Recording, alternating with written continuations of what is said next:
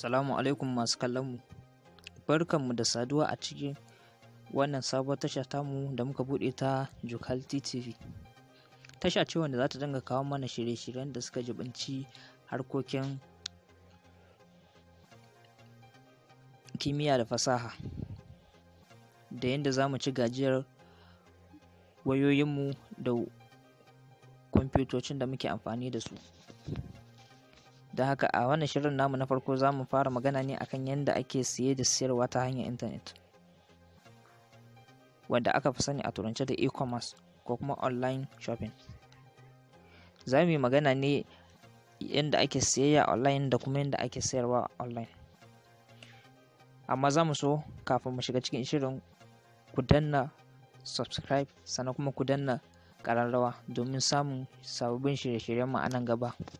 Ba sai kun tsaya kuna lalabe ba ko kuma kuna jira kuma bayan sun fito. Yawwa, yanzu za mu mai da hankali ne akan yadda ake sayayya a gida Najeriya, sannan kuma na ƙasashen wajen ma za mu taɓa, amma wa'annan zai kasance a shirye-shiryen da za mu sa nan gaba. Tunda wannan za mu mai laƙabi da episode 1 kenan. In yaso kaga next zai zama wannan episode 2. To, idan kana son kai siye da siyarwa online, hanya ce mai sauƙi, kuma akwai wuraren da za ka iya siya kuma ka siyar online. Yanzu akwai guda biyu wanda suke very popular ne a Najeriya, wato an san su sosai. Akwai jumia.com, akwai kuma konga.com.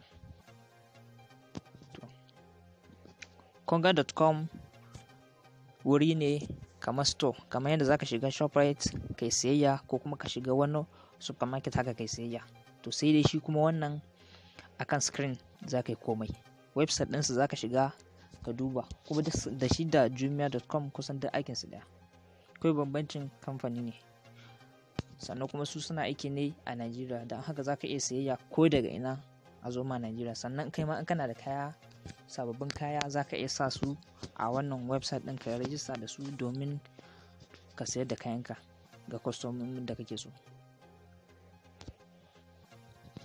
Yanzu mu ɗauki konga.com. Konga.com za ka samu kaya masu arha a konga.com, sannan kuma suna da office a kowace jiha a nan Najeriya, wanda duk inda ka sai kayanka za ka iya zuwa ka karɓa, sannan kuma za su iya kama har gida, sai dai kuma farashin ya bambanta.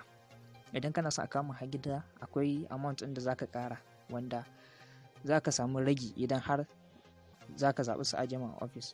Sannan su ma jumia.com su ma suna aiki ne kamar yadda konga.com suke. Su ma suna da wurare a ko'ina a Najeriya, suna da office ta ko'ina. Za su kama kayanka har inda kake so su ma, sannan kuma za su iya ajiye ma a office ɗinsu na wannan jihar taka ko kuma local government ɗin da kake, sannan suka ka karɓa. Wannan shine part 1 na yadda ake siye da siyarwa ta intanet. Sannan kuma nan gaba za mu yi bayani akan yadda za ka sayar da kayanka a online, saboda su konga da jumia sababbin kaya kawai ake siyarwa, amma akwai wasu website daban wanda su kuma za ka yi amfani da su ka sayar da kayanka second hand. Sai dai su kuma wannan ba da kamfani za ka dealing direct ba, za ka yi dealing ne da kwastomomi. Bambancin shine su konga da jumia, idan ka sai kaya, kamfani shine zai kama ka karɓa, sannan in ka ga suna da matsala za ka iya mayarwa. Amma a nan gaba kuma za mu magana akan inda za ka haɗu da kwastoma mai buƙatar kayanka, ka kai mai har inda yake, ko kuma ku haɗu ku siya wannan, ku ciniki, ka duba lafiyan abin da za ka siya. In ka ga yama za ka iya ba da kuɗi, sai dai kuma wannan in akwai matsala ba ta yadda za a yi kamar in dai ba za ka contacting ɗin shi wanda ka sai kayan a wajensa ba ne ba, saboda wannan kamfani ba zai shiga tsakaninku ba. Amma kuma wannan hanya ce wanda za ka iya sayar da abubuwan da kake amfani da su yau da kullum, ko sababbi ko tsofaffi shi kuma. To amma za mu bar su sai a shirinmu na gaba. Don haka ka ku manta ku subscribe, ku yi liking, sannan ku share, saboda samun shirinmu na nan gaba. Mun gode.